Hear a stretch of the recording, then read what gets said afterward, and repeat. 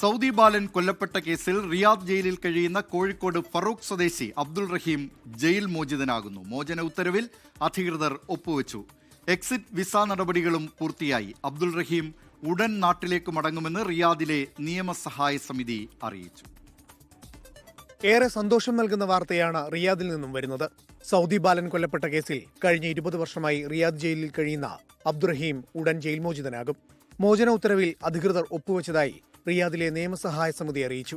കഴിഞ്ഞ 19-ാം തീയതിയാണ് പൊതു അവകാശ കേസിൽ അബ്ദുറഹീമിന്റെ തടവ് ശിക്ഷാ കാലാവധി അവസാനിച്ചത്. സൗദിയിൽ പൊതു അവധിയായിരുന്നിട്ടും മോചനവുമായി ബന്ധപ്പെട്ട നടപടിക്രമങ്ങൾ അതിവേഗം പൂർത്തിയായി. ഇനി ഇമിഗ്രേഷൻ നടപടികളാണ് ബാക്കിയുള്ളത്. ശേഷം വിമാന ടിക്കറ്റ് എടുത്ത് അബ്ദുറഹീമിനെ നാട്ടിലേക്ക് കയറ്റിവിടും. ജയിലിൽ നിന്ന് നേരിട്ട് വിമാനത്താവളത്തിൽ എത്തിക്കുകയായിരിക്കുമെന്നാണ് സൂചന. സ്വകാര്യ അവകാശ കേസിൽ വധശിക്ഷയായിരുന്നു കോടതി വിധിച്ചിരുന്നത്.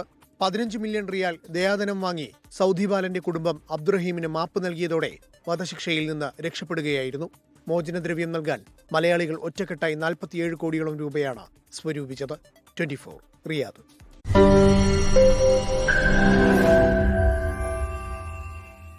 ലോകത്തെവിടെയായാലും ഏത് സമയത്തും 24 വാർത്തകളും ഓഗ്മെന്റഡ് റിയാലിറ്റി പാക്കേജുകളും എക്സ്പ്ലെയിനറുകളും വിശദമായി കാണാൻ ഞങ്ങളുടെ യൂട്യൂബ് ചാനൽ നിങ്ങൾക്ക് സബ്സ്ക്രൈബ് ചെയ്യാം.